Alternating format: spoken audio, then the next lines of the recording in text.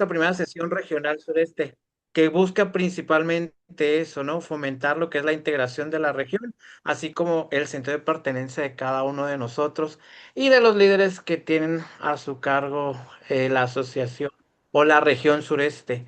Quiero agradecer al doctor Francisco, la doctora Linda, que son los dirigentes de Campeche, de Chiapas, Tuxtla y Tapachula, la doctora América, el doctor Gil, la doctora Dora y el doctor Ludwig, respectivamente, de Oaxaca, la doctora Jessie, la doctora Betsy, de Quintana Roo, el doctor Juan Carlos, el doctor Iván, la doctora Carlita, de Tabasco, la doctora Andrómeda, de Yucatán, la doctora Michel, el doctor Benjamín, muchísimas gracias. Esto es pues parte de la región, los presidentes que dirigen amablemente cada una de nuestras asociaciones constitutivas y también pues obviamente damos la bienvenida a cada uno de los dirigentes de las regiones y a todos los que nos están siguiendo a través de la plataforma de nuestras demás regiones de Centro Oriente, a la doctora Blanquita, muchísimas gracias por haber compartido, de la región central, la doctora Nitza, de la región occidente, al maestro Ulises, de la región noreste, al doctor Polito,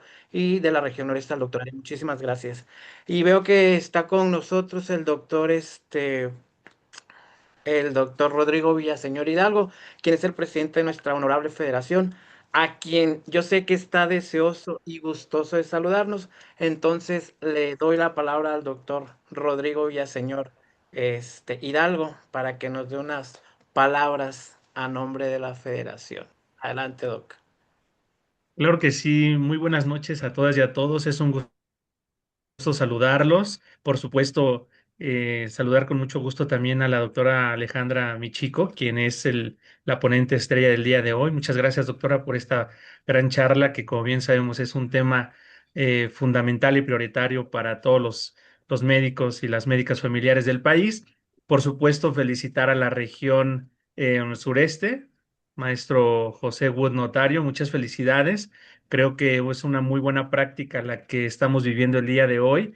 Quiero compartirles que en algún momento se había comentado esa posibilidad de que nos juntáramos por regiones y sesionar y que pudiéramos de alguna manera estar colaborando en temas de gran relevancia y componentes que pudieran estar regalándonos su expertise en una sesión académica. El día de hoy ese sueño es realidad.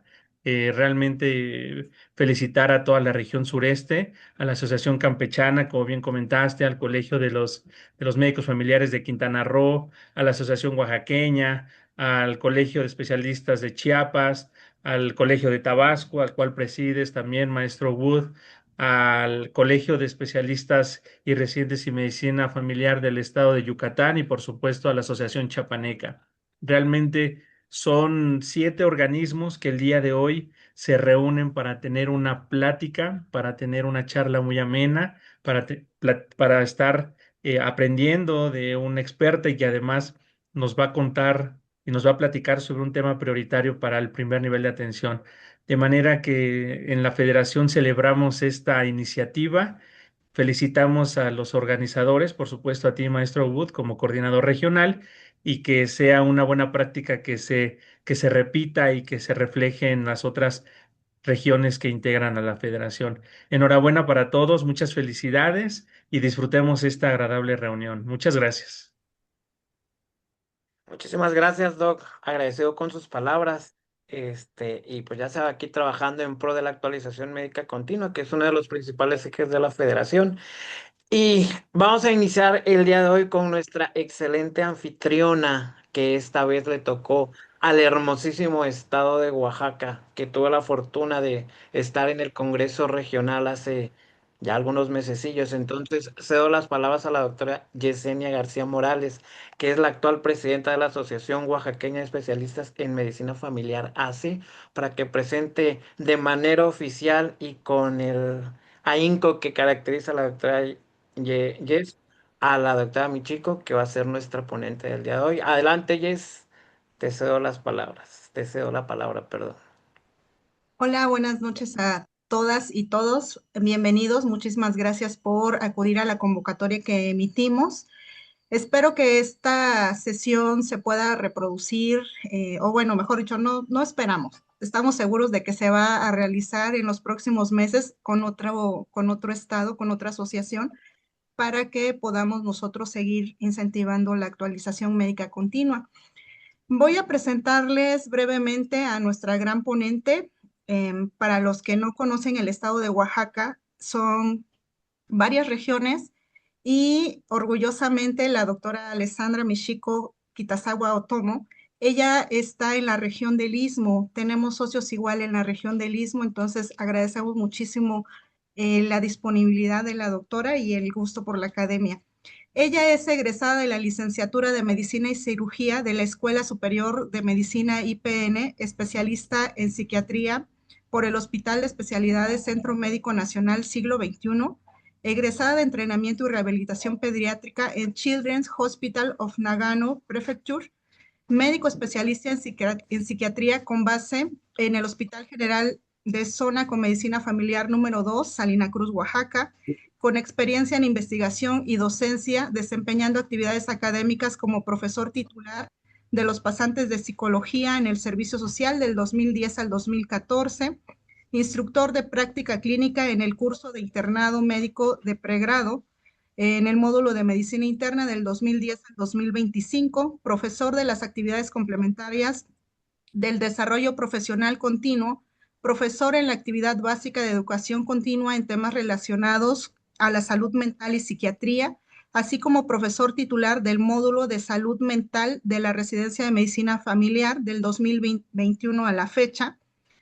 Ha sido asesor teórico y o metodológico de protocolos de investigación de residentes de especialidad en medicina familiar del 2022 a la fecha.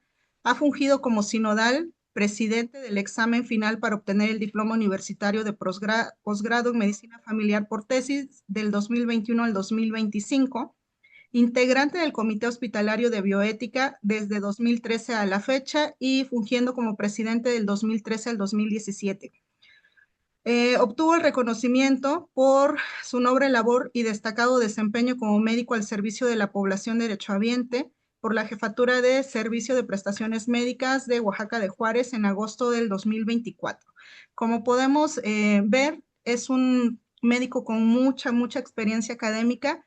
Le cedemos los micrófonos y disfruten de la sesión. Gracias. Muchísimas gracias, muy buenas noches, muchísimas gracias por la invitación. Pues la depresión, como sabemos, es un tema muy importante, principalmente pues para los que están en primer nivel de atención. Vamos a iniciar con nuestra plática.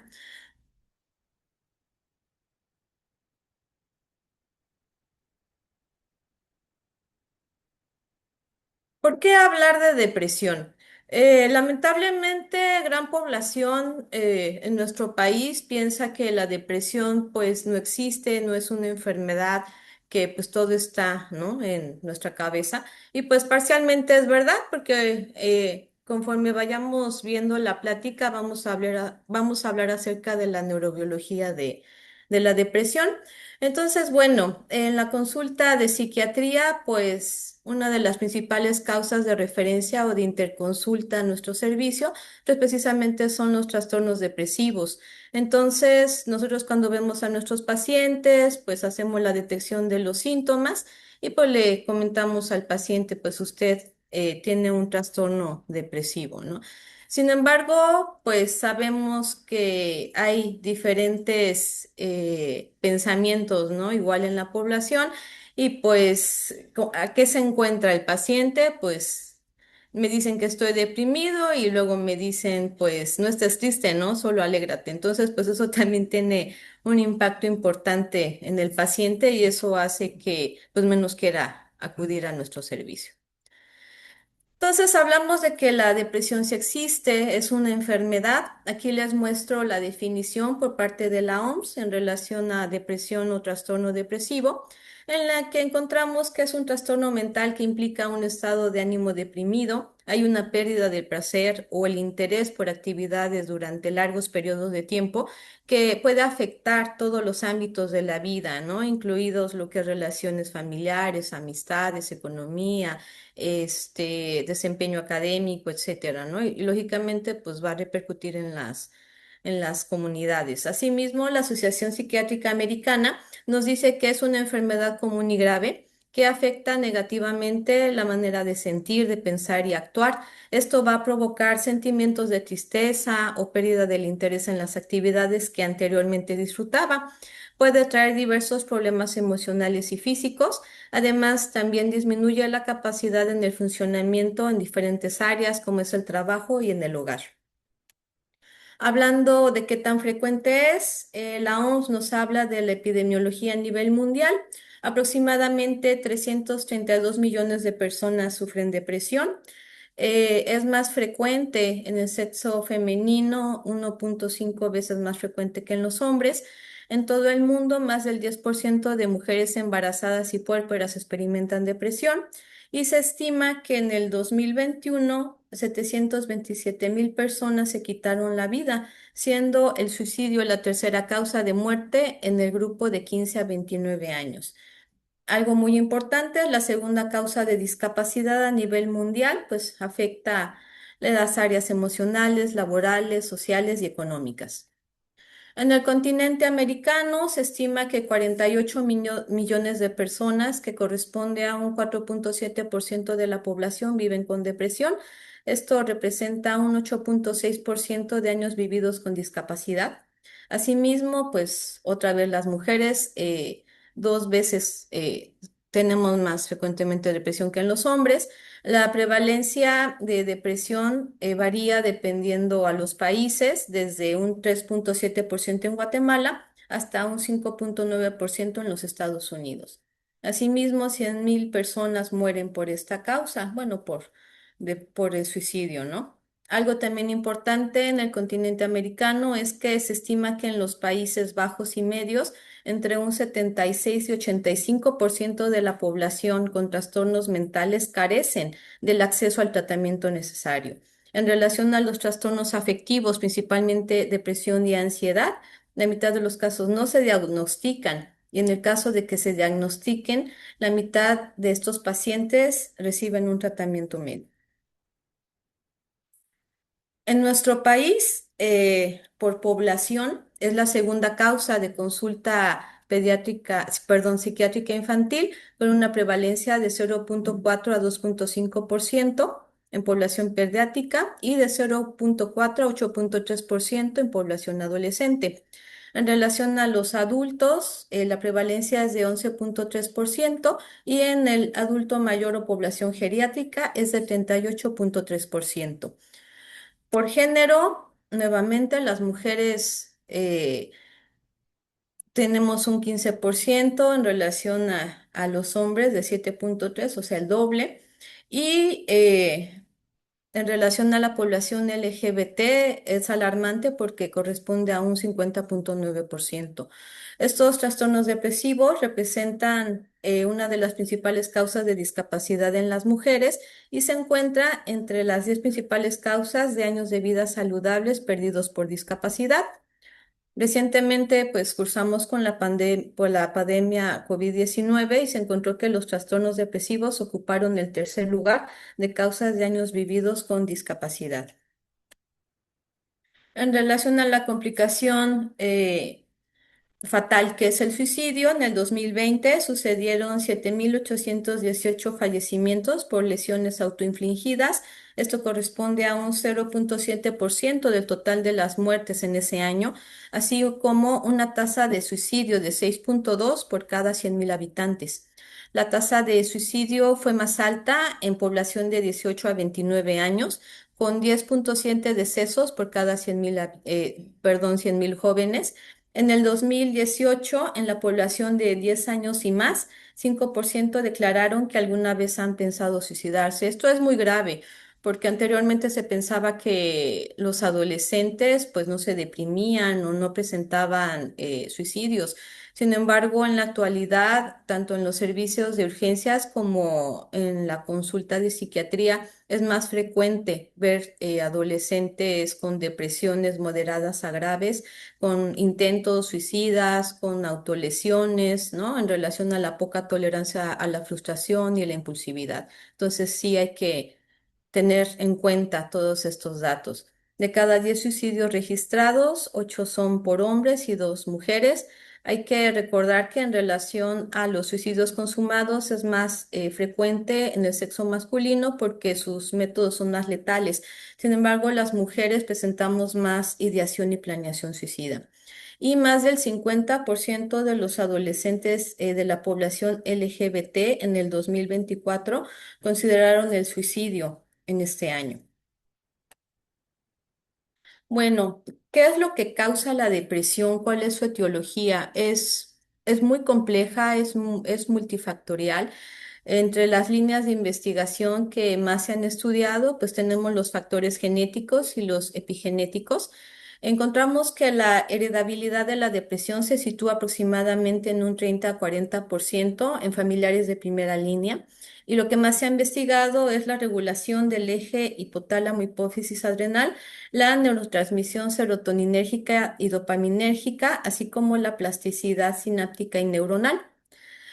Muchos estudios se enfocan al polimorfismo en el gen SLC6A4, que es el que codifica el transportador de serotonina, y se ha encontrado que hay una mayor susceptibilidad a la depresión en respuesta a eventos estresantes. Asimismo, los niveles elevados de metilación del promotor del gen NR13-1, que es el que codifica el receptor de glucocorticoides, se encuentra con una mayor reactividad al estrés y un mayor riesgo de desarrollar depresión.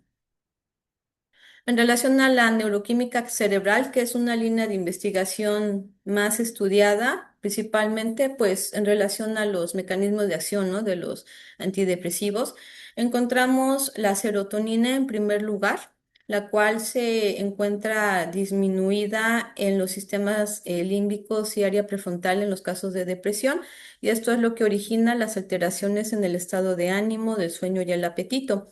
Asimismo, en los circuitos o sistemas dopaminérgicos que se ven alterados en depresión, están relacionados a el pierde del disfrute de las cosas, que es la anedonia, y la falta de energía, lo que es la energía vital. Asimismo, se ha estudiado la norepinefrina, que es el que se encarga en la regulación del estrés y las respuestas emocionales, y en los últimos años, la importancia del glutamato y GABA, pues están relacionados a la plasticidad sináptica y a la regulación del estrés. En las alteraciones en la conectividad cerebral, se ha estudiado mucho lo que es la red frontotemporal, que se encarga en el control cognitivo y la regulación emocional. Asimismo, la red de saliencia, que está constituida por la corteza insular anterior, la corteza cingulada anterior dorsal y la amígdala. Estas estructuras o circuitos se encargan de la integración y el procesamiento cognitivo, emocional, sensorial para reacción ante amenazas o relevancia. Si estas estructuras se encuentran alteradas o con disfunción, van a conllevar a pensamientos repetitivos y rumiación. Esto en relación a pensamientos negativos, catastróficos, ideas de muerte, ideación suicida, etcétera. Y lo que se ha visto es que la hiperactividad crónica del eje hipotálamo-hipófisis adrenal genera efectos neurotóxicos en dichos circuitos neuronales. Algo muy interesante, la neuroinflamación. Los astrocitos y la microglía son los responsables del sistema inmunológico cerebral, y se ha visto que este sistema, si se encuentra con activación crónica o con desregulación, esta va a liberar citocinas proinflamatorias, principalmente interleucina 1 beta, factor de necrosis tumoral alfa, así como interleucina 6. Esto pues nos hace recordar a la respuesta, ¿no? Inflamatoria al trauma. Estas moléculas van a alterar la plasticidad sináptica, la neurogénesis, así como los circuitos neuronales implicados en la regulación del estado del ánimo. más alarmante, ¿no? Ante el estrés crónico, la presencia de infecciones, enfermedades autoinmunes, esto va a generar neuroinflamación. Y bueno, finalmente el estrés y la neurobiología. Haciendo como un resumen de lo anteriormente visto, y en relación al estrés, pues el estrés prolongado va a generar una hiperactividad en el eje hipotálamo hipófisis adrenal. Esto va a generar niveles elevados de cortisol y pues estos niveles son neurotóxicos, entonces esto va a generar una disminución en el volumen de algunas estructuras cerebrales, principalmente hipocampo. Asimismo, el estrés crónico va a generar una disfunción en los sistemas serotoninérgicos y dopaminérgicos y pues finalmente un ánimo deprimido, la anedonia y los déficits motivacionales. En resumen, el estrés crónico va a generar neurotoxicidad y recientemente hemos visto que hay una disminución de factor neurotrófico cerebral. Este factor está relacionado a la neurogénesis y a la plasticidad sináptica. Entonces, esto pues nos hace pensar que la depresión es una enfermedad neurodegenerativa. Aquí les muestro un cuadro en relación a las causas farmacológicas y la depresión. Como vemos, son un montón de medicamentos, son medicamentos que generalmente se utilizan en nuestra práctica médica, desde los antihipertensivos, los fármacos cardiológicos, ¿no? Los medicamentos neurológicos, generalmente utilizados en enfermedad de Alzheimer, epilepsia.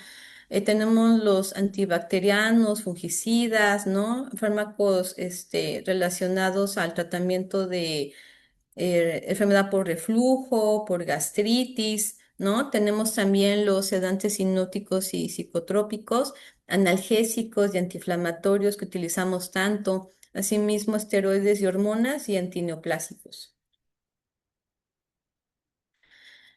Les quiero presentar esta diapositiva para que vean la relación que existe entre las enfermedades médicas asociadas a depresión. Estas son las más frecuentes. Sin embargo, pues imagínense, ¿no? En relación a las cardiopatías, la enfermedad coronaria, el infarto agudo al miocardio en un 18%. Las enfermedades crónico-degenerativas más vistas, ¿no? En primer nivel de atención, hipertensión arterial relacionada en un 20,7%, diabetes mellitus en un 11,72%, el cáncer, ¿no? Los cánceres gastrointestinales en un 20%, ginecológicos un 23%, páncreas es muy elevado en un 33%, los pacientes con enfermedad terminal en un 30%. También lo que se ha visto muy relacionado son las situaciones de dolor crónico en un 32% y migraña en un 21,3%. Asimismo, no nada más hay comorbilidades con enfermedades médicas. En la consulta de psiquiatría vemos mucha comorbilidad entre lo que son los trastornos afectivos, principalmente trastornos depresivos y los trastornos de ansiedad. Como podemos observar en esta gráfica, en un 55,2% se relaciona el trastorno depresivo mayor con trastorno de ansiedad generalizada, en un 33,8% con trastorno de pánico, en un 15,7% con distimia. Aquí me gustaría comentarles, ustedes dirán, bueno, pero es que la distimia también forma parte de los trastornos depresivos, ¿no? Sin embargo, lo que hemos visto es que en la distimia, que básicamente es un trastorno depresivo crónico, de leve a moderado, que llega a tener pues funcionalidad ante eventos estresantes, ante pérdidas o ante enfermedades médicas pueden presentar episodios depresivos. Entonces, esta comorbilidad en psiquiatría la conocemos como depresión doble. Y pues sí, es un reto en relación al tratamiento farmacológico. En un 6,6% tenemos los trastornos por somatización, y pues no podemos dejar de mencionar los trastornos adictivos, ¿no? Son muy elevados. El alcoholismo presenta una comorbilidad de 39,9%, el tabaquismo es más de la mitad en un 67%, y el consumo o adicción a sustancias ilícitas en un 50%. Dentro de los factores de riesgo para trastornos depresivos, les presento 5 de los principales grupos o dominios. Tenemos los antecedentes en la niñez, como son abuso sexual, maltrato infantil, ya sea verbal, físico, la presencia de disfunción familiar. En estos últimos años, la sobreprotección y la afectividad negativa se han visto mucho en las consultas de psiquiatría, ¿no?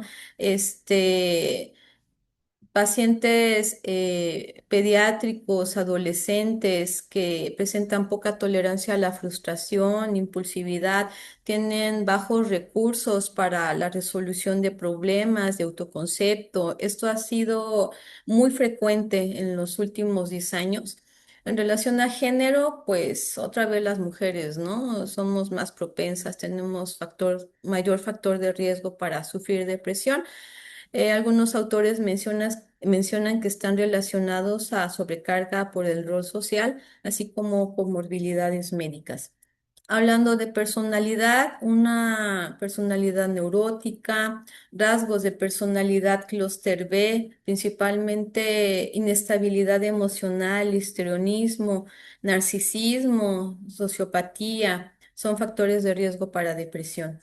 Los recursos personales, principalmente los recursos de afrontamiento, si estos no se encuentran bien cimentados, si se encuentran disminuidos, pues los individuos van a tener baja autoestima, sus creencias van a ser dispersas, ¿no? No van a presentar compromisos, sus creencias, las normas, los valores, pues no los van a tener bien cimentados y pues son factores de riesgo.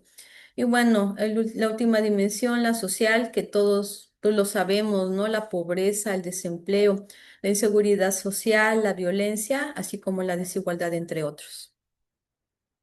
Aquí les presento los principales trastornos relacionados a depresión por DSM-5. Tenemos el trastorno depresivo mayor persistente que corresponde a distimia, el trastorno depresivo mayor, el trastorno disfórico premenstrual, los trastornos depresivos inducidos por sustancias o medicamentos, los trastornos depresivos debidos a afección médica y los trastornos depresivos no especificados. Los que más utilizamos en Latinoamérica son los indicados por la CIE-10. Tenemos lo que es el episodio depresivo, que el trastorno depresivo recurrente, que es más o menos el equivalente a trastorno depresivo mayor, la distimia, el trastorno mixto de ansiedad y depresión.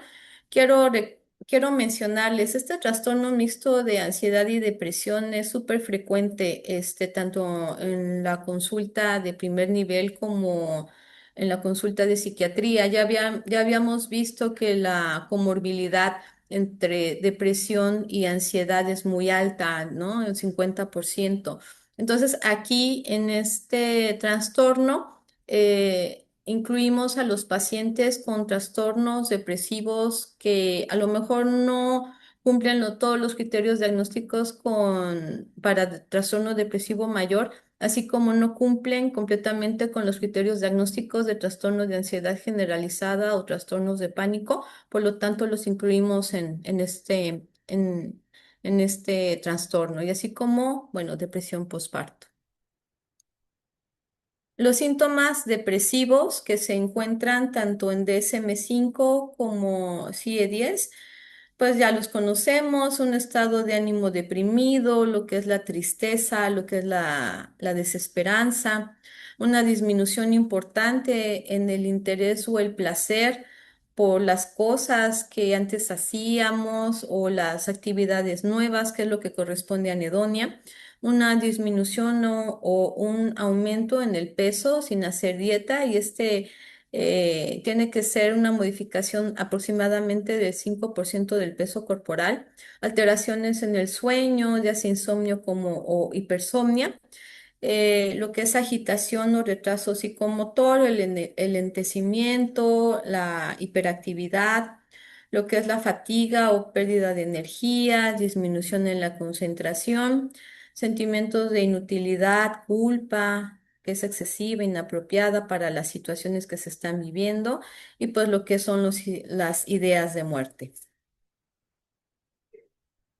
Estos síntomas, para que nosotros podamos decir que corresponden a un episodio o a un trastorno depresivo mayor, deben de estar presentes la mayor parte de las semanas, la mayor parte del día, y muy importante, estos deben de generar disfunción en diferentes áreas de vida.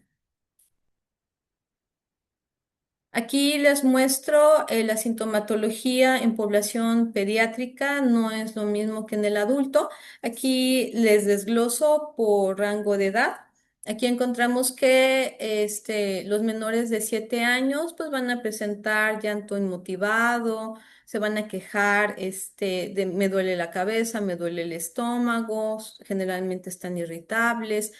Asimismo, podemos observar detención en los hitos del desarrollo, así como rechazo para ir a la escuela. En el rango de 7 a 12 años continúan las quejas somáticas, pueden presentar hiperactividad, agitación psicomotriz, están agresivos, están tristes, pueden quejarse de que pues están aburridos, ¿no? No sienten placer por hacer las cosas.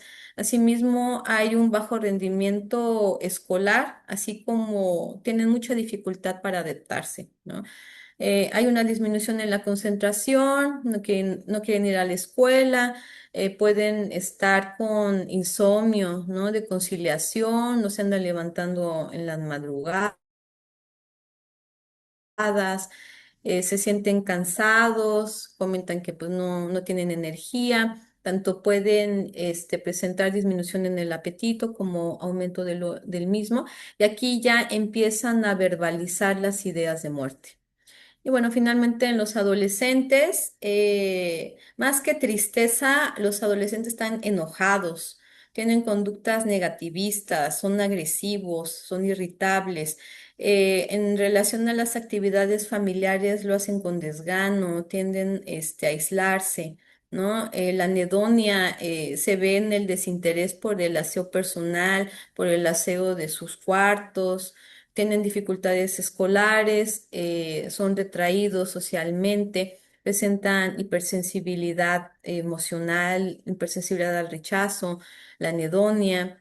Y pues aquí la verbalización de las ideas de muerte incluso pueden llegar a la ideación y a la planeación suicida. En la población geriátrica o adulto mayor hay varias consideraciones. Nosotros podemos observar al paciente pues, que está triste, ¿no? Que tiene un ánimo deprimido, pero generalmente no lo expresa y puede decir que, pues, que él está bien, ¿no? La presencia de olvidos frecuentes, quejas somáticas, son muy frecuentes en los pacientes geriátricos. Asimismo, la anedonia persiste, aun cuando tiene estímulos placenteros. En la consulta de psiquiatría, pacientes de esta población que no se quieren bañar, no se quieren arreglar, no comen, no se asean, no quieren salir, aguas, son datos muy importantes de depresión.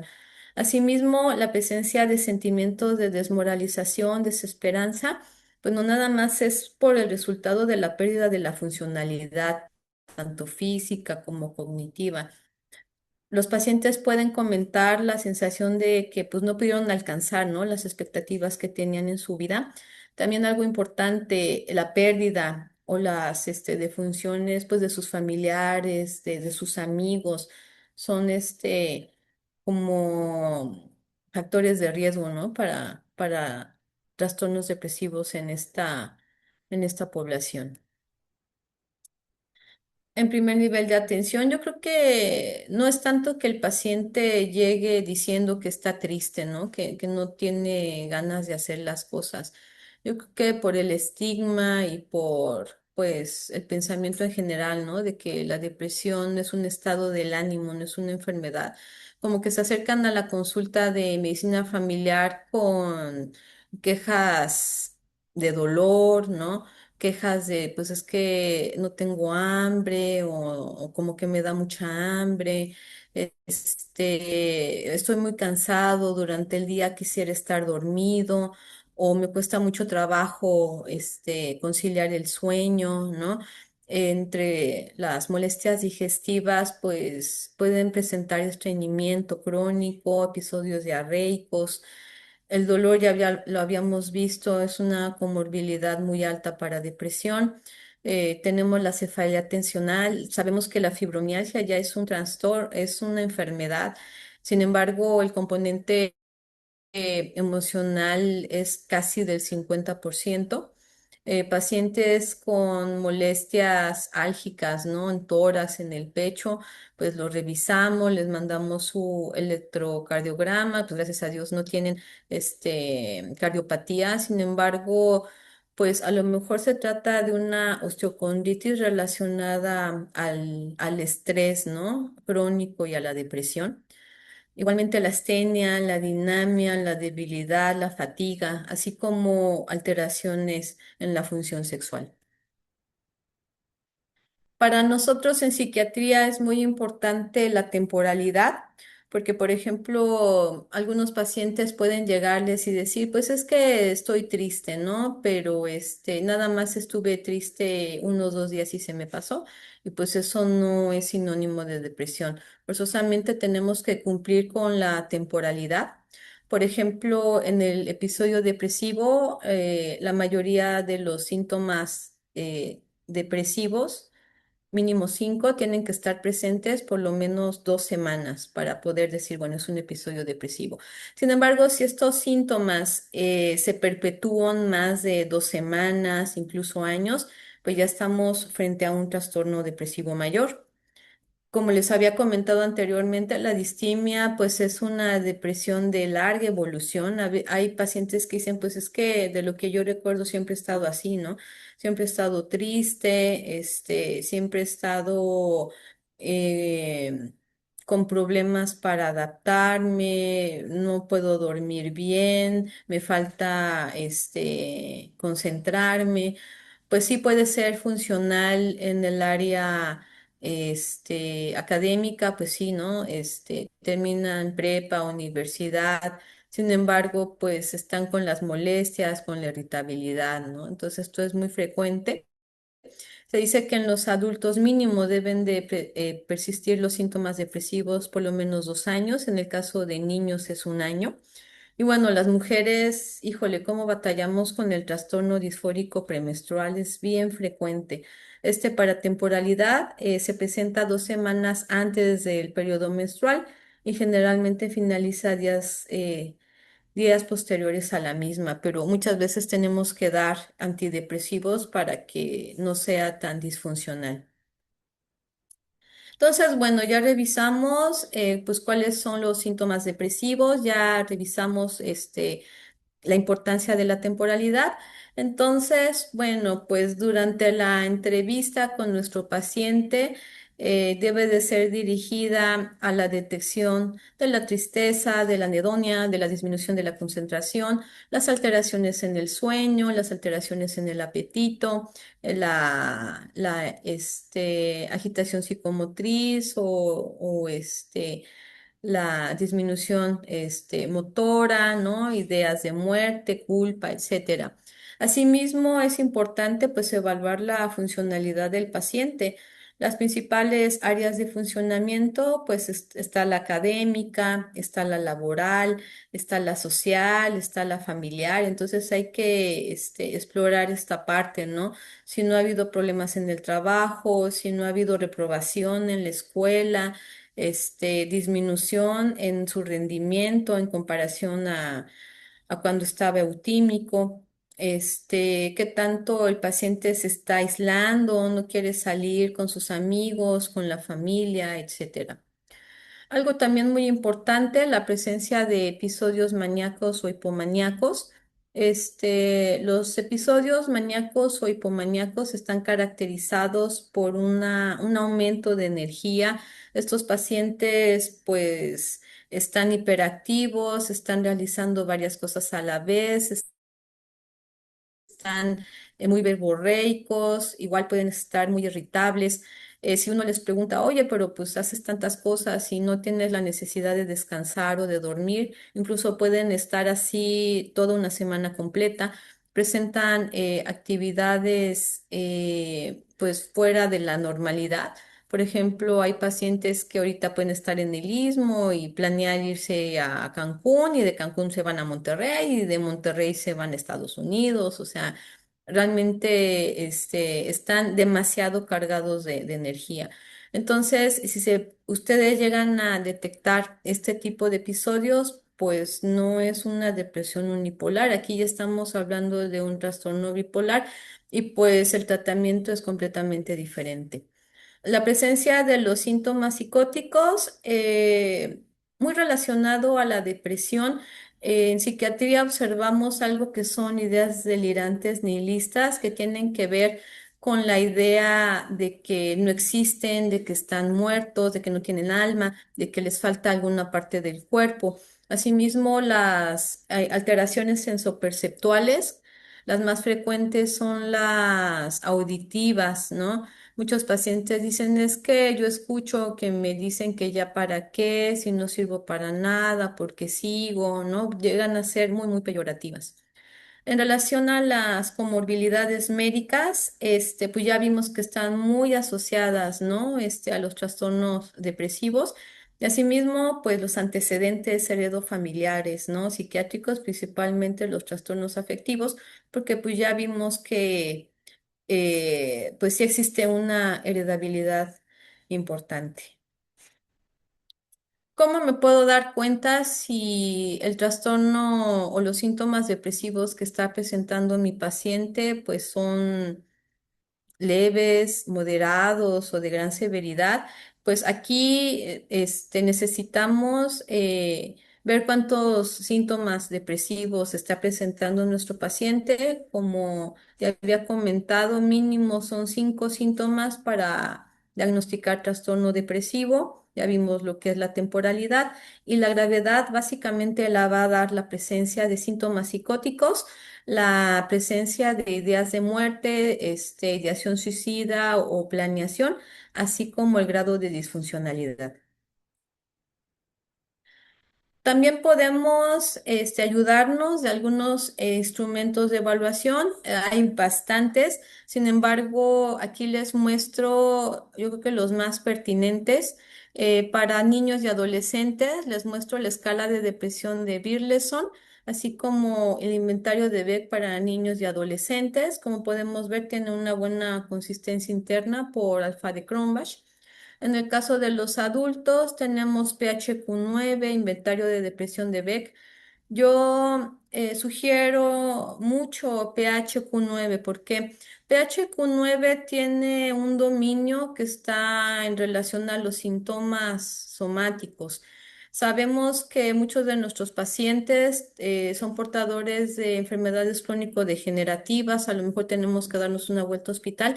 Entonces tiene muy buen grado de discriminación entre lo que son los síntomas psicóticos por enfermedad médica que por un trastorno mental, en este caso depresión. Y bueno, el que más se utiliza para población geriátrica, tenemos la escala de depresión geriátrica de Yesabach.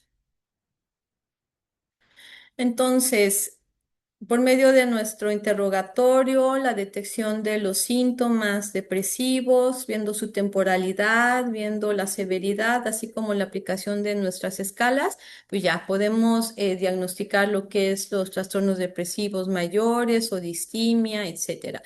Entonces hay que darles un tratamiento. ¿Y cuál es el objetivo del tratamiento? Pues reducir los síntomas, evitar las recurrencias, prevenir complicaciones y, muy importante, la recuperación de la funcionalidad. Aquí les muestro las fases de tratamiento. Esto es algo bien importante porque, por ejemplo, si nosotros no llevamos a cabo todas estas fases de tratamiento, nuestro paciente no va a poder estar eutímico, no va a poder llegar a la remisión y esto puede generar muchas complicaciones, muchas recaídas y como pueden ver, pues es que el tratamiento es bastante largo. Por eso, cuando llegan a la consulta de psiquiatría y pues nos comentan los pacientes, bueno, es que me tomé el antidepresivo, pero me sentí mejor y lo dejé. Entonces, pues eso incrementa pues el riesgo de las recaídas y eso va a hacer que tengamos que aumentar dosis de antidepresivo o tengamos que agregar otro medicamento. Entonces, pues es muy importante que cumplamos con estas fases de tratamiento. Entonces, tenemos en el tratamiento agudo, si nosotros detectamos un episodio depresivo mayor, entonces decidimos darle, ¿no? Por ejemplo, un antidepresivo, se me ocurre fluoxetina. Entonces, le damos la fluoxetina y tenemos que dárselo de 6 a 12 semanas, buscando que remitan los síntomas depresivos. Lo podemos estar viendo cada mes, ¿no? Y preguntarle, bueno, ¿cómo has estado? ¿Cómo están tus síntomas, de la tristeza, de la concentración? ¿Ya sientes mayor placer por hacer las cosas? ¿Ha mejorado tu concentración? ¿Ya puedes dormir mejor, etcétera? Hay que buscar que haya una respuesta antidepresiva. Si es así, entonces nos pasamos al tratamiento de continuidad. Este tratamiento de continuidad es de 6 a 12 meses. Si pueden observar, es un año. ¿Vale? Entonces, esto es bien importante para poder mantener la eutimia en los pacientes. Una vez que mantenemos al paciente sin síntomas depresivos, está funcional, está la remisión de los pacientes, nos pasamos al tratamiento de mantenimiento. Aquí es muy importante platicar con el paciente, valorar si no existen como efectos o factores de riesgo para que nuevamente presenten síntomas depresivos. Les voy a dar un ejemplo. Si nosotros tenemos un paciente, ¿no? Con trastorno depresivo mayor, le decidimos darle 20 miligramos de fluoxetina, lo llevamos completo, su tratamiento agudo, presentó una buena respuesta antidepresiva, pasamos al tratamiento de continuidad, lo llevamos hasta 12 meses. Y si todo está bien, está funcional, está eutímico y todo, pues podemos valorar disminuirle el antidepresivo de manera escalonada para poder valorar si la eutimia continúa sin la presencia del antidepresivo. Si logramos esto, pues ya le hicimos, ya remitieron los síntomas y lo podemos dar de alta. Sin embargo, si este mismo paciente, ¿no? Que ya acabó el tratamiento de continuidad, llega con ustedes al año y les dice, no, pues estoy bien, pero fíjese que he tenido pérdidas, tengo riesgo de que me quede sin trabajo o me acaban de detectar hipertensión o diabetes o pues, lamentablemente una enfermedad oncológica, pues ahí realmente hay que valorar si le mantenemos el antidepresivo, ¿no? Porque pues las asociaciones de depresión con enfermedades médicas es muy alta.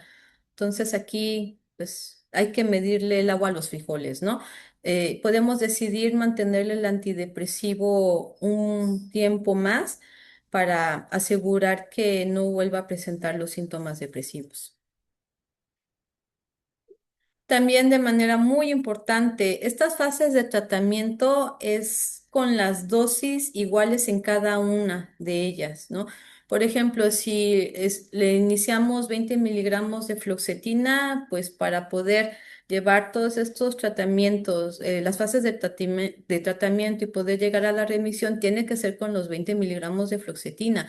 Pero, por ejemplo, si en el tratamiento agudo, lo ven al mes y les dice, pues es que de manera parcial, he sentido mejoría, ¿no? Como que sí estoy menos triste, pero sigo con alteraciones en el sueño, no tengo apetito, sigo teniendo problemas en el trabajo porque no me puedo concentrar, me siento lento, etcétera. Aquí lo que podemos hacer es escalar la dosis de fluoxetina a 40 miligramos, volver a ver a nuestro paciente al mes y si nos dice, no, pues fíjese que la otra de fluoxetina me funcionó, ¿no? Entonces ahora sí me siento menos triste, ya me siento con mayor ganas de hacer las cosas, estoy disfrutando más, estoy saliendo, tengo mejor productividad en el trabajo. Entonces estos 40 miligramos se van a mantener en el tratamiento de continuidad. Lo llevamos a 12 meses y si se mantiene eutímico, valoramos la disminución de fluoxetina a 20 miligramos y lo mantenemos otro año más. Entonces, si se dan cuenta, pues es que un tratamiento antidepresivo pues es bastante largo. Y pues si ponemos a analizar tanto la etiología como la presencia de los síntomas y el tiempo que tiene que mantenerse el tratamiento antidepresivo, pues ahora sí existe lógica, ¿no? Porque la neurobiología cerebral está pues en relación al estrés crónico. Y pues para que haya una restablecer la homeostasis con los circuitos neuronales, los neurotransmisores y todo, pues requiere de 12 meses y eso se ha demostrado por medio de neuroimagen. En esta diapositiva, pues les muestro los conceptos, ¿no? Que utilizamos en psiquiatría para las fases de tratamiento, ¿no? Aquí podemos ver que la respuesta antidepresiva se da cuando hay una disminución del 50% de los síntomas. Si no hay un 50%, una disminución del 50%, no es una adecuada respuesta antidepresiva y tenemos que escalar la dosis del antidepresivo. En el caso de una recaída, si nuestro paciente le damos el antidepresivo, presenta una mejoría, ¿no? Presenta disminución de los síntomas depresivos, o sea, tiene una adecuada respuesta antidepresiva, a lo mejor logra la remisión en 1 o 2 meses.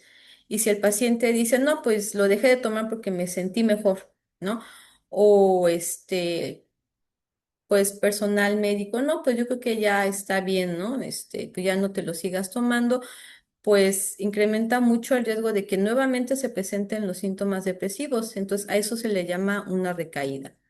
La remisión, pues es la ausencia de los síntomas. La remisión la podemos observar en cada una de las fases del tratamiento con antidepresivo.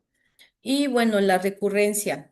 En el caso de la recurrencia es cuando nosotros llevamos a nuestro paciente con tratamiento antidepresivo, lo llevamos a todas las fases de lo que es el tratamiento agudo, ¿no?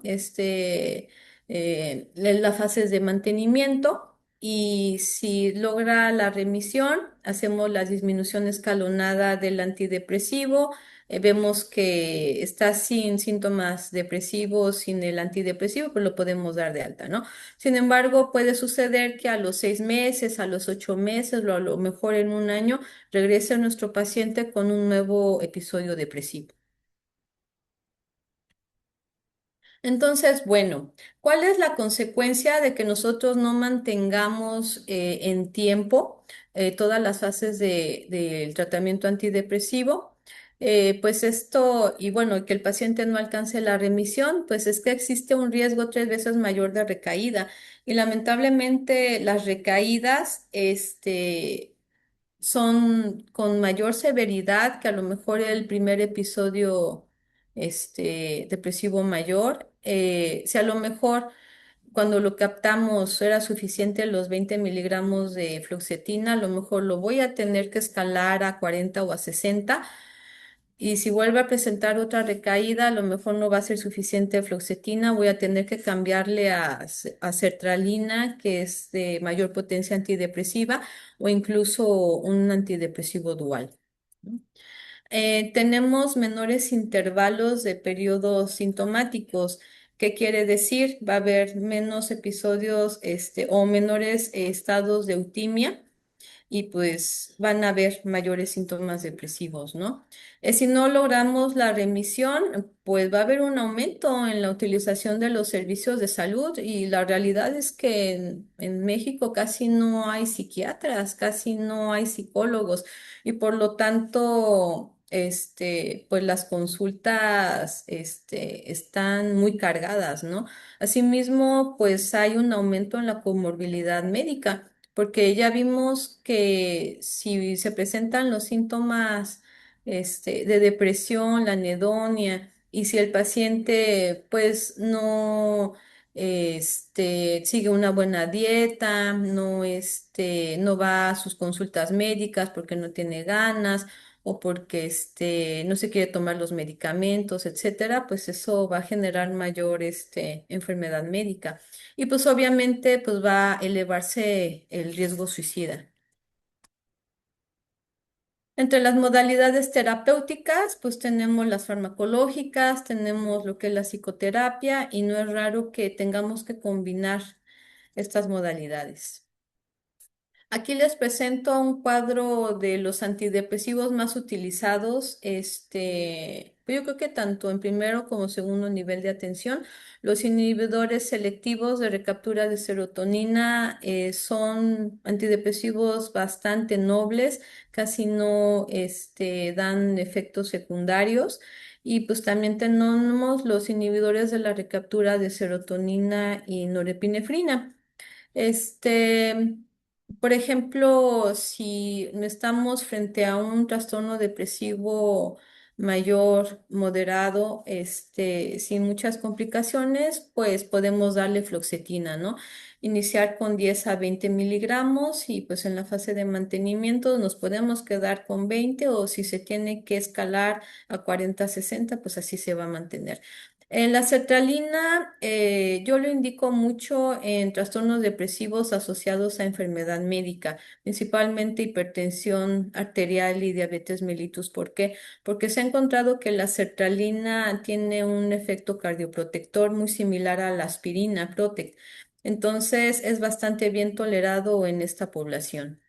El citalopram y el escitalopram son inhibidores selectivos de recaptura de serotonina con mayor especificidad en los receptores, por lo que todavía menos efectos secundarios van a presentar y son los que utilizamos más para la población geriátrica siempre y cuando no tengan cardiopatía. Los inhibidores de la recaptación de serotonina y norepinefrina, en lo particular, yo los utilizo más en trastornos depresivos de moderados a graves o que tengan comorbilidad con dolor. Porque básicamente la venlafaxina y la duloxetina lo que hacen es disminuir la percepción al dolor. Entonces aquí obtenemos pues varios beneficios para los pacientes. En la población pediátrica, pues no les podemos dar inhibidores selectivos de recaptura de serotonina porque pues los podemos intoxicar y lo peor que podría pasar es un síndrome serotoninérgico maligno. Por lo tanto, en niños menores de 8 años lo que se indica es imipramina. La imipramina viene en tableta de 25 miligramos. Podemos iniciar con la mitad de la tableta y valorar la respuesta antidepresiva. Ya en niños mayores de 8 años o en adolescentes podemos utilizar principalmente fluoxetina. Podemos iniciar a dosis de 10 miligramos y dependiendo de la respuesta antidepresiva, pues podemos escalar a 20 o a 40 miligramos. Otros fármacos que utilizamos principalmente en psiquiatría, pues son las benzodiazepinas, como es el clonazepam, como inductor del sueño y el alprazolam como ansiolítico. El clonazepam, bueno, las benzodiazepinas en general no hay que mandarlos más de 3 semanas o 4 semanas, ¿no?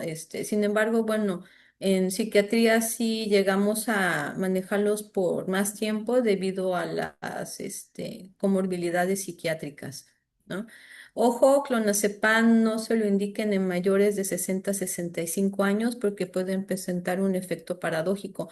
En vez de inducirles el sueño, pues les pueden provocar una agitación psicomotriz. En el caso de los antipsicóticos atípicos, nosotros utilizamos frecuentemente risperidona, principalmente en la población de niños y adolescentes, porque es el único avalado por la FDA para esta población. No es raro que haya comorbilidad, por ejemplo, de TDA con depresión. Entonces utilizamos risperidona, por ejemplo, los pacientes con autismo, también utilizamos mucho risperidona. La olanzapina lo utilizamos mucho en pacientes con comorbilidad de depresión y ansiedad, en donde los pensamientos son muy negativos, son muy catastróficos, o por ejemplo tienen disminuido el apetito. Lo utilizamos mucho en este tipo de pacientes, igual, ¿no? Si tienen presencia de síntomas psicóticos, nada más hay que tener mucho cuidado porque está muy relacionado a síndrome metabólico. La quetiapina últimamente se ha utilizado mucho en la población geriátrica. Tiene un poder antidepresivo aproximado del 40% y también lo podemos utilizar para pacientes con trastornos del sueño. Si no funcionó la higiene de sueño, si no funcionó, por ejemplo, antihistamínicos, quetiapina es un buen recurso para esta población. Y bueno, en el caso de los pacientes que por alguna razón los antidepresivos no son viables, ya sea por muchos efectos adversos, ¿no? La segunda línea de acción serían los moduladores corticales. Lo que más utilizamos son valproato de magnesio, valproato semisódico. Igualmente, como modulador del estado de ánimo tenemos la motrigina y oscarbazepina. En relación a la psicoterapia, la realidad es que se utilizan mucho las terapias breves, como podemos ver acá, la terapia cognitivo-conductual, la emotivo-racional o la interpersonal, en comparación con las terapias, por ejemplo, psicodinámicas, ¿no? O psicoanálisis. La verdad es que ya están mucho en desuso. Este tipo de terapias son más pertinentes, son más funcionales y hacen que el paciente recupere la funcionalidad en menor tiempo. Igual si los trastornos depresivos tienen que ver con la dinámica familiar, pues se recomienda, ¿no? Llevar terapia familiar. ¿Cuándo es que en primer nivel de atención hay que derivar a los pacientes a psiquiatría? Pues si ustedes inician el tratamiento antidepresivo, ¿no? Y hay una falta de respuesta, por ejemplo, le indican el antidepresivo, lo escalan, ¿no? Llegan a dosis máximas y el paciente no presenta una adecuada respuesta antidepresiva o al contrario, aumentan los síntomas depresivos, pues hay que enviarlo a psiquiatría. Asimismo, aconsejo que si detectan depresión infantil o del adolescente, lo envían a terapia y si no hay una adecuada respuesta hay que enviarlo a psiquiatría. Presencia de síntomas psicóticos, presencia de ideación suicida, de planeación suicida, hay que derivarlo a segundo nivel de atención. Igualmente, si ustedes detectan que el paciente tiene dependencia o abuso de sustancias o comorbilidades psiquiátricas, hay que derivarlo a segundo nivel de atención. Y bueno, finalmente la prevención, pues obviamente hay que hacer detección oportuna, ¿no? De este tipo de trastornos. Asimismo, no dista mucho la promoción de la salud mental a la promoción de la salud en general. Yo, pues les comento a los residentes de medicina familiar que rotan conmigo que durante la consulta, pues promuevan, ¿no? La salud mental por medio de 5 pilares que pues todos, la mayoría de los médicos conocemos, pues lo que es una alimentación saludable, ¿no? Basada en el plato del buen comer. Asimismo, actividad física, ¿no? Dependiendo pues de la edad, dependiendo de las comorbilidades médicas que tengan los pacientes. Indispensable higiene de sueño antes, pues, de darle benzodiazepinas o antihistamínicos o antipsicóticos, pues la higiene de sueño, ¿no?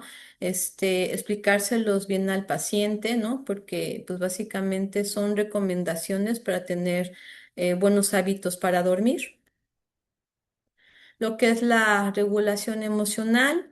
Yo sugiero mucho las terapias de respiración, lo que es la meditación guiada. En la pandemia de COVID-19 se viralizó mucho, ¿no? La aplicación de mindfulness para, para poder estar tranquilos, para poder enfrentar todas estas situaciones tan estresantes y finalmente Pues promover lo que son las relaciones interpersonales saludables, el respeto, la cooperación, pues también poner límites, ¿no? Ante personas o ante situaciones tóxicas, principalmente, pues no discriminar, ser respetuosos, ¿no? La escucha activa, etcétera. Y pues bueno, esta es la información que yo consideré pertinente para que tuvieran una guía acerca de lo que es la depresión, cuál es nuestra realidad epidemiológica, las teorías etiológicas en relación a la depresión, pues lo que son los síntomas depresivos, cómo diagnosticar las fases de tratamiento tan importante para lograr la remisión y asegurar la funcionalidad de nuestros pacientes, y pues las modalidades terapéuticas y lo que podemos hacer de nuestro consultorio. Muchísimas gracias. Muchísimas gracias, doctora. De hecho, tenemos muchísimas, muchísimas preguntas en el chat. Me voy a permitir ahorita primero compartir las preguntas que tenemos en el chat y ya posteriormente si alguien tiene alguna manera aquí en la sala de chat. En la ponencia, perdón, ya nada más levante su manito. El doctor Miguel Núñez pregunta, una duda, ¿hay alguna estadística o estudio sobre incidencia y prevalencia de depresión y suicidio de acuerdo a donde vive una persona? Y si es así, ¿es más en la ciudad, el campo o en dónde? Gracias. Mire, realmente las cifras que actualmente tenemos son las que nos dan el ENCODAT o en Sanud, ¿no? Que están basadas en pues lo que es INEGI, pero no, ¿cómo decirlo? Lo desglosan como por trastorno depresivo mayor, distimia, episodios depresivos, ¿sí me explico? Como que lo hacen en general. Entonces, la última encuesta de trastornos mentales realizados por el Instituto Nacional de Psiquiatría Ramón de la Fuente, híjole, fue como por ahí por el 2001, 2003. Entonces, lamentablemente, pues nos falta, ¿no? Apoyo a los servicios de psiquiatría para poder tener un mayor panorama, ¿no? De nuestra realidad. Ya, muchísimas gracias, doctora. Igual el doctor José Ángel Rojas nos pregunta, ¿la depresión doble es distimia? Bueno, como les comentaba, ¿no? Un paciente con distimia, que es una depresión crónica, que es generalmente leve y el paciente puede ser funcional, pero pues se le nota triste, se nota irritable, o sea, puede estar en el trabajo, ir, ser funcional, pero andarse quejando de que pues es que no me gusta lo que estoy haciendo, o pueden estar casados, pero pues es que no soy feliz con mi esposa o con mis hijos, o sea, más o menos es la realidad, ¿no? Sintomatológica de la distimia. Sin embargo, si se presenta un evento muy estresante, por ejemplo, pérdidas, fallecimientos o pérdida del trabajo, etcétera, los síntomas depresivos aumentan en intensidad. ¿Sí? Puede ser que si nada más estaba irritable o con tristeza, puede ser que ahora presente desesperanza, puede ser que presente insomnio de conciliación, insomnio de mantenimiento, o sea, se anda levantando en las madrugadas, a lo mejor ya puede presentar ideas de muerte, ¿no? Pasivas como, no, pues es que ya no quisiera despertarme o pues yo quisiera que Diosito ya me llevara. Entonces, eso quiere decir que en esta línea de distimia, de depresión leve, aumentaron los síntomas, o sea, se está agregando un episodio depresivo. A eso nosotros le llamamos depresión doble. Y generalmente cuando podemos darle medicamento y si esta, por así decirlo, remite, Este paciente con distimia puede ser que logre la remisión o regresar a su depresión leve. Eso es muy característico en la depresión doble. No sé si quedó claro. Sí, ¿Sí? sí, sí. Bueno, yo sí. Esperamos ahorita que nos conteste, que hizo la pregunta, se le quedó claro lo que fue el punto medular de eso. Hay que ponga en el chat si quedó claro su pregunta. Igual nos preguntan, si tenemos bastantes, tenemos como 14, 15, 16 preguntas. Si se me pasa alguna, pues es porque sí están muchas en el chat y las estoy tratando de buscar. Dice, bueno, iPhone, ¿qué estrategias recomienda para mejorar la adherencia al tratamiento en pacientes con depresión que presentan resistencia o estigmatización hacia el diagnóstico? En esos casos, yo lo que sugeriría es, aparte del tratamiento antidepresivo, psicoterapia. La psicoterapia no nada más debe de incluir pues el cognitivo conductual o el interpersonal, sino también la aceptación del trastorno depresivo, buscar redes de apoyo y la adherencia terapéutica. Esa también es una de las funciones de los psicólogos clínicos. Ya, muchas gracias, doctora. José Antonio Gordillo, ¿las adicciones a tabaco, alcohol, se consideran factor de riesgo o parte de los síntomas depresivos?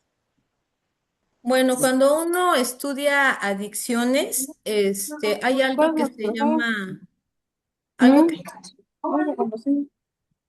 algo Adelante. que se llama patología dual.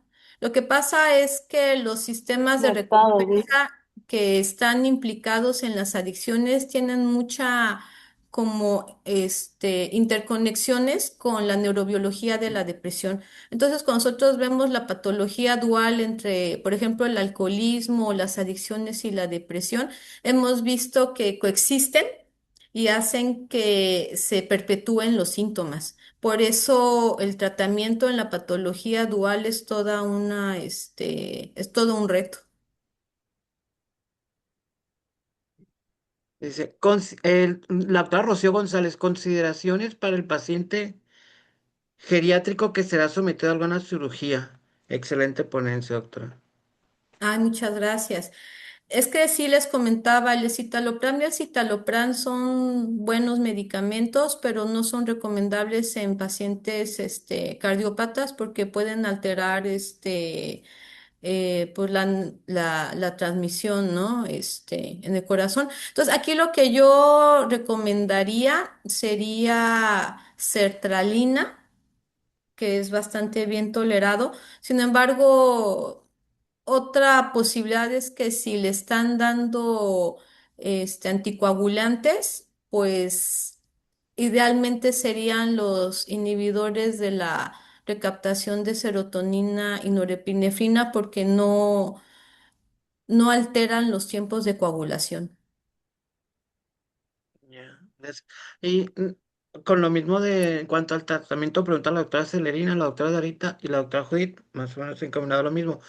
¿Cuál es el antidepresivo que recomendaría, número uno, para depresión postparto en adolescentes con uso de drogas y en síndrome disfórico premenstrual?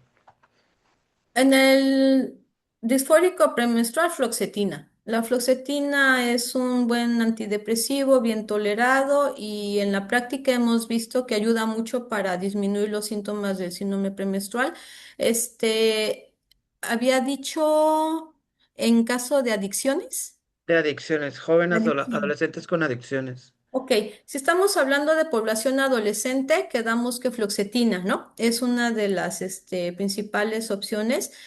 Podemos iniciar con fluoxetina de 10 miligramos e ir escalando 20, 40. Ahora, estamos hablando de adicciones. Muchas de las sustancias pueden generar incluso hasta síntomas psicóticos, ¿no? Relacionados a los mismos. Por ejemplo, las metanfetaminas. Entonces ahí pues no nada más es darle un antidepresivo, ahí también hay que darle un antipsicótico. Y si le agregamos el craving, ¿no? Y la dependencia, pues probablemente tengamos que dar un poco de ansiolíticos, o sea, de benzodiazepinas o algún modulador cortical. Y la primera que me había La dicho, de depresión postparto. en el caso de ¿Y la en cuánto tiempo, depresión. perdón? Ok,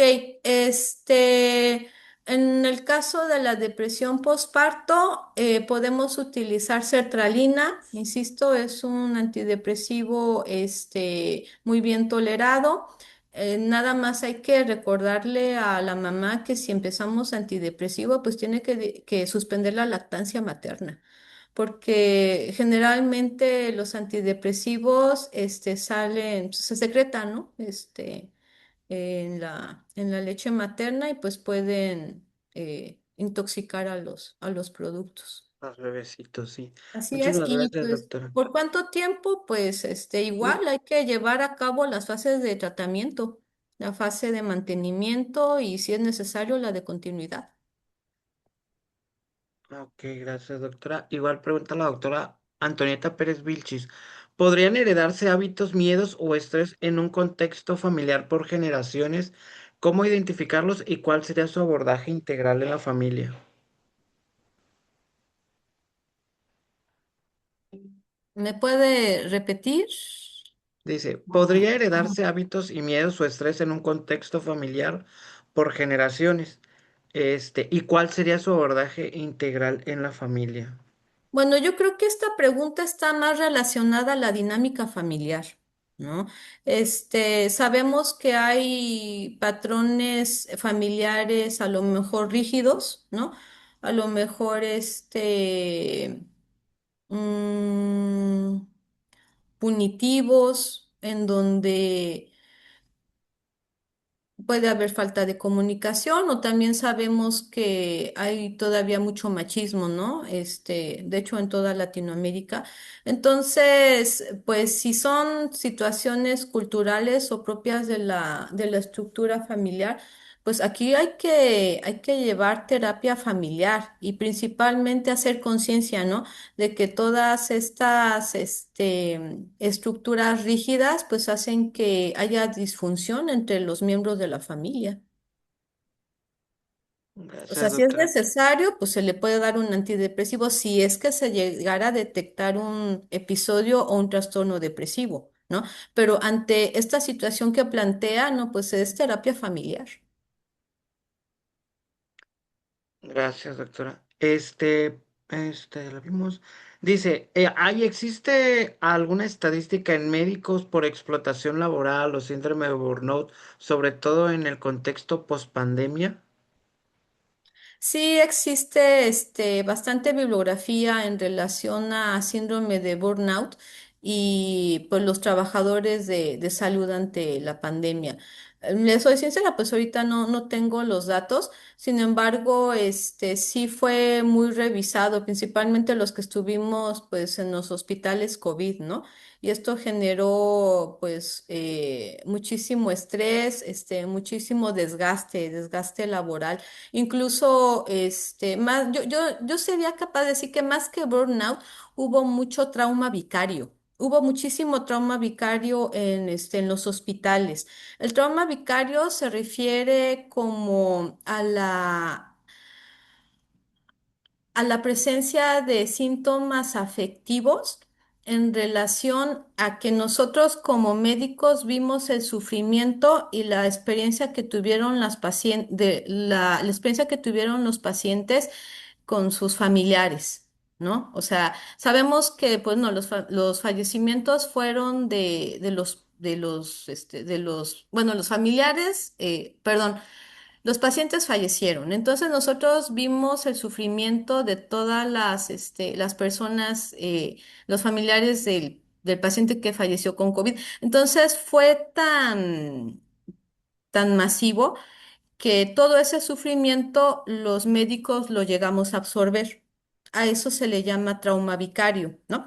Entonces, insistiré, más que un síndrome de burnout como tal, nosotros los que nos quedamos en los hospitales de COVID, como llegamos a absorber todo ese sufrimiento. Y eso nos generó pues síntomas de depresión, síntomas de ansiedad, mucho cansancio emocional, incluso alteraciones en el sueño, en el apetito, ¿no? Ya, sí, muchísimas gracias, doctora. Comenta la doctora Dora de Tapachula. Es alarmante el número de casos. Debemos saber que existe la depresión, cómo tratarla y a dónde derivar. Es un trabajo en equipo. El tratamiento médico no lo ha aceptado. Gran ponencia, doctora. Muchas gracias. La doctora Nayeli Jocelyn Martínez Hernández pregunta, ¿puede entonces un paciente con distimia agregarse una depresión mayor y el diagnóstico sería sobreagregado o cambiaría el diagnóstico?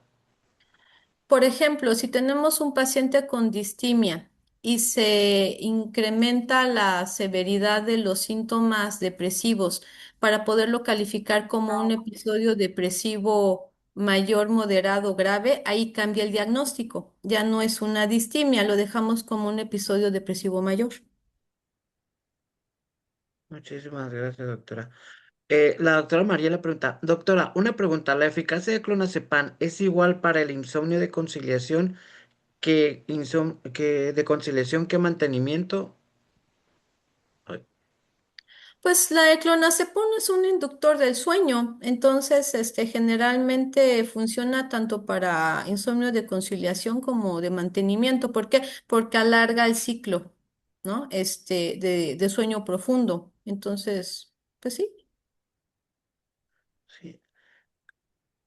Ay, dice, doctor Suero, ¿qué es preferible? ¿Incrementar la dosis de los antidepresivos hasta la dosis máxima y agregar un segundo antidepresivo o cambiarlo si no se logra el efecto esperado? Saludos desde Cuernavaca, Morelos. Excelente plática. Hay que progresar la dosis del medicamento. Sin embargo,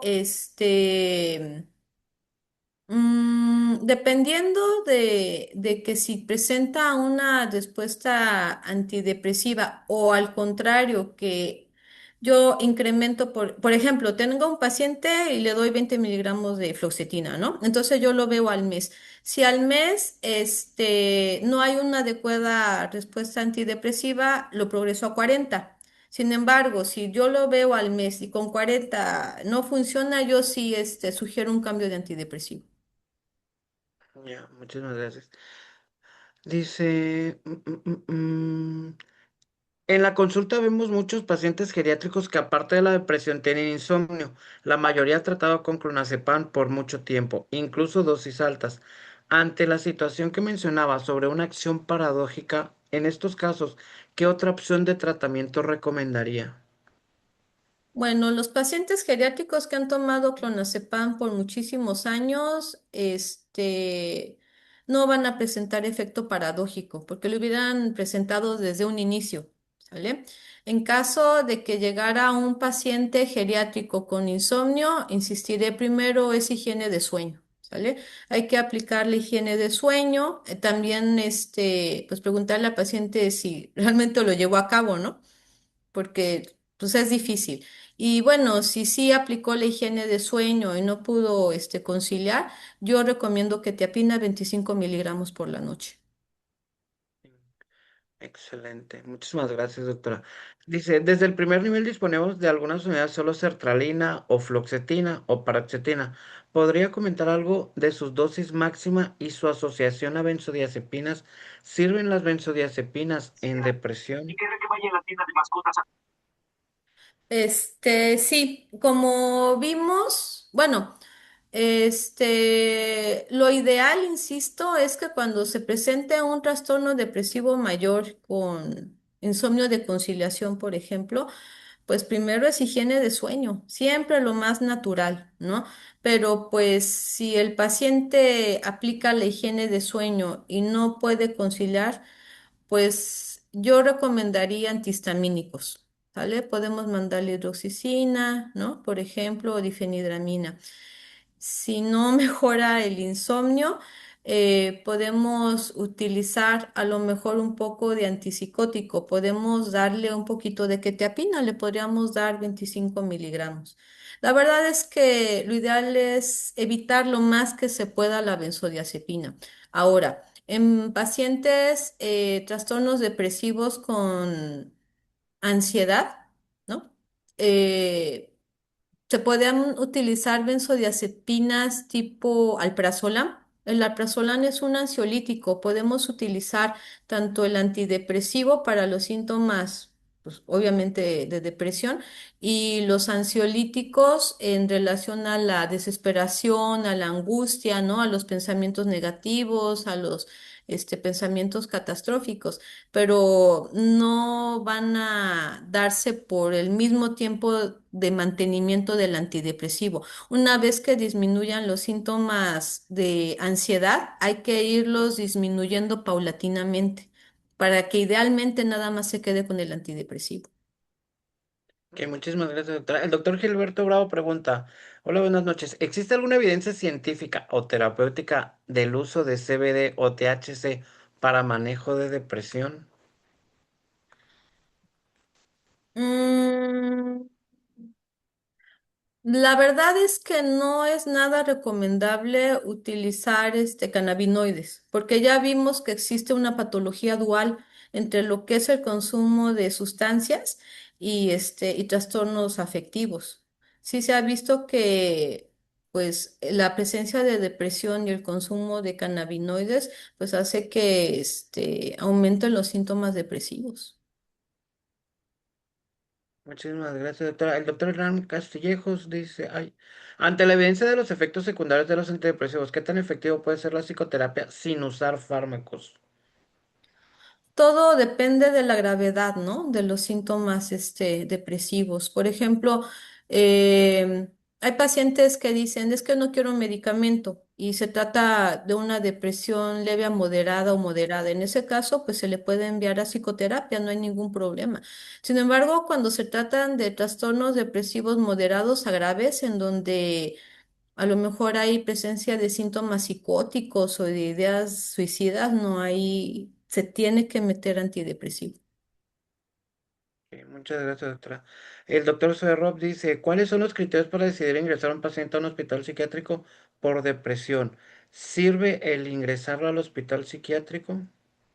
Las indicaciones para hospitalización psiquiátrica en general son presencia de ideación suicida, planeación suicida, intentos suicidas, presencia de síntomas psicóticos, independientemente si hay síntomas afectivos o no, resistencia a tratamientos con psicofármacos.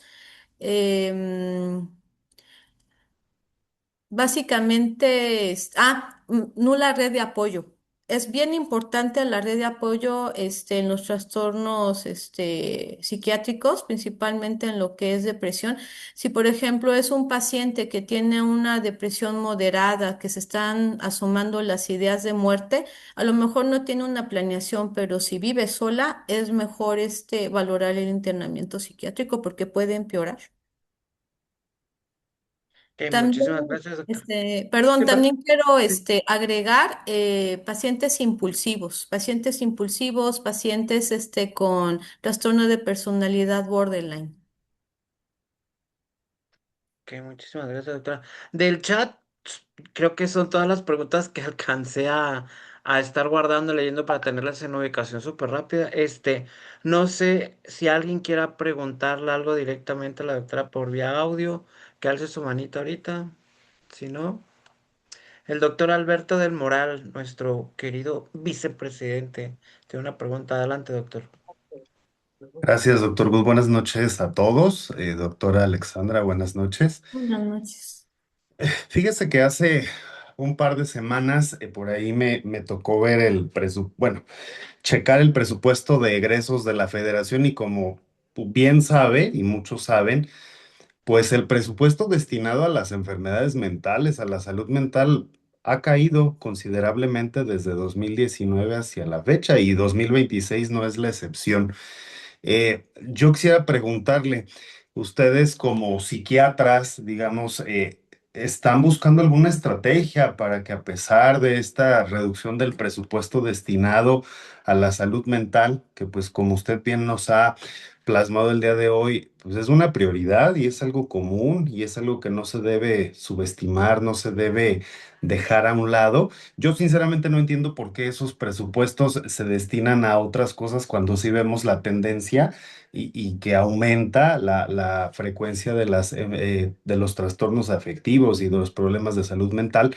Si ustedes han considerado hacer alianzas, grupos de trabajo o si están tomando alguna acción para, como grupo multitransdisciplinario, pues tener una mayor injerencia, ¿no? Y por lo menos pues la detección, la prevención, el buen tratamiento, el seguimiento, ¿no? Como usted bien dijo hoy, pues esto no queda exclusivamente a que lo vea un psiquiatra, ¿no? Desde el primer nivel de atención tiene que haber un buen abordaje, manejo y tenerlo en conjunto, ¿no? Pero pues el panorama que sí se ve, el real, es este. Entonces, pues no sé, ¿qué opinión tiene usted de esto y qué acciones considera que debamos? A mí me parece bien importante, ¿no?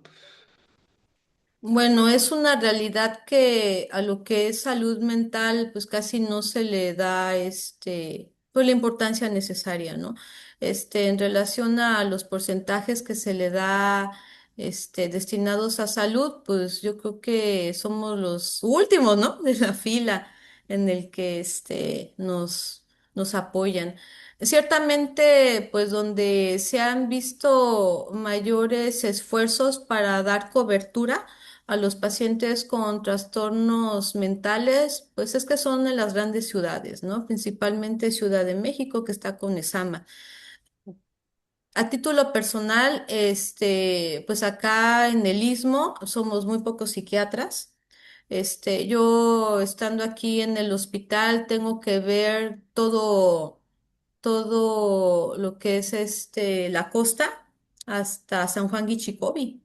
Entonces, pues la consulta de psiquiatría pues está súper saturada. Dentro de los esfuerzos que pues hemos realizado aquí, pues yo soy profesor de los residentes de medicina familiar. Siempre les he dicho, promociona la salud mental, ¿no? Desde el primer nivel de atención podemos prevenir los trastornos principalmente afectivos, ¿no? Este, Se hizo una feria de salud mental por iniciativa de los residentes y una servidora para darle pues psicoeducación a la población derechohabiente del IMSS, ¿no? Entonces, fue pues muy satisfactorio que la población se acercó, ¿no? Tratamos lo que fue promoción a la salud mental, alcoholismo, depresión, ansiedad, riesgo suicida, hicimos detecciones, ¿no? Incluso, pues los acompañantes de los derechohabientes, ¿no? Que a lo mejor no tenían derecho al IMSS, pues no dijimos, no importa, o sea, te damos la información, te detectamos, ¿no? Si tienes algún trastorno afectivo, lamentablemente sí hubo varias detecciones, pues y los mandamos a lo que correspondía a Secretaría de Salud en ese tiempo, ¿no? Sin embargo, hasta donde yo sé, se subroga el servicio o los mandan hasta el Hospital de la Cruz del Sur, ¿no? Que está en la ciudad de Oaxaca, ¿no? Pemex, pues sí, tiene su psiquiatra. Creo que el Hospital AB que está acá en Tehuantepec todavía no tiene psiquiatra. O sea, realmente sí es una situación súper difícil, ¿no? Sin embargo, bueno, desde nuestra trinchera hacemos lo que podemos. Considero pues que sí damos una atención de calidad al paciente derechohabiente que se acerca a nosotros, ¿no? En lo personal, pues preparo adecuadamente a los residentes para que puedan enfrentar esta situación de salud mental cuando egresen y puedan dar pues buena atención, ¿no? A los derechohabientes. Eso es lo que yo le podría decir que se realiza desde esta trinchera. Sí, muchísimas gracias. Y miren, ningún compañero aquí de medicina familiar me dejará mentir. Creo que es muy importante que dentro de los colegios, asociaciones y pues todos estos grupos médicos, pues sí, yo insistiría mucho en que sí continúe la alianza. Me parece, le felicito a usted porque tenga la cercanía en la formación de los médicos residentes, porque creo que ahí es una gran fortaleza. Si no tenemos un presupuesto destinado y cada vez disminuye más, digo, otros temas no dejan de ser importantes, pero pues parece hasta incongruente a veces que viendo la tendencia del suicidio, de la depresión, de la ansiedad, y resten, ¿no? Y que no todos son fármacos, definitivamente no. Por lo menos para la medicina familiar nos queda muy claro que el paciente no se puede estudiar únicamente por lo biológico y con fármacos, y la salud mental no queda ajena. Entonces, pues yo creo que estos vínculos, esta cercanía, estos trabajos, incluso los congresos que nos ha tocado ya ver de enfocados a la salud mental, pues son muy importantes. Ojalá, doctora, pues siga usted trabajando muy cerca de primer nivel de atención y esta sinergia, digo, a través del IMSS, por supuesto, pero de otras instituciones y en el sector privado. Y muchísimas gracias por nutrir con esta información tan importante. Muchísimas gracias a todos ustedes. Espero que les haya servido esta sesión y pues estamos para servirles. Sí, muchísimas gracias, doctora. Justamente retomando nada más un poquito, nosotros en nuestra trinchera igual, los protocolos de investigación, estudiar sobre la salud mental desde que son residentes, influye muchísimo en el trabajo colaborativo que podemos hacer, nosotros desde el primer nivel y ustedes desde el segundo nivel, ¿no? Y siempre hay que poner énfasis en que la salud mental sí es un tema que importa muchísimo.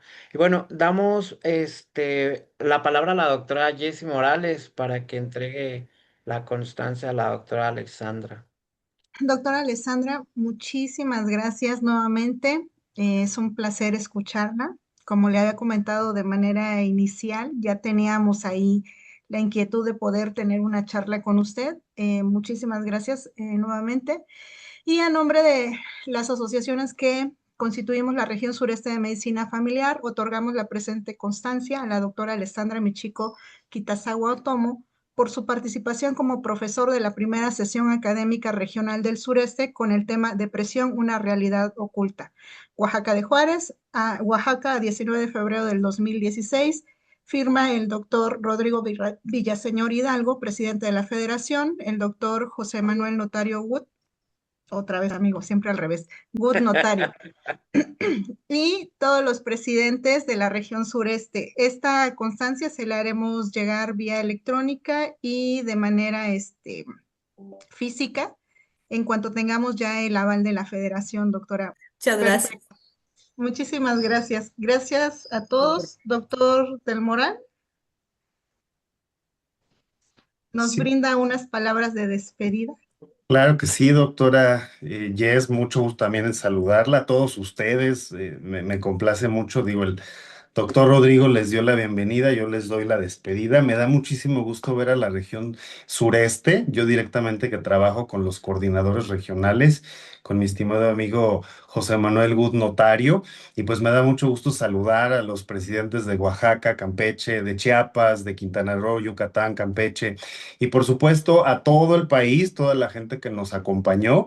Muchísimas gracias por su presencia, por fortalecer la educación médica continua y darle sentido al trabajo que hacemos todos los días. Nos da muchísimo gusto, nos complace y pues les deseo muy buena noche. Muchas gracias. Buenas noches. Muchísimas gracias. Las preguntillas que quedaron por ahí se van a contestar eventualmente. Muchísimas gracias a todos. Muchísimas gracias, doctor Moral. Muchísimas gracias, Jess. Muchísimas gracias, doctora Alessandra. Y pues nos estamos viendo. Gracias, Gracias. Gracias a gracias. todos.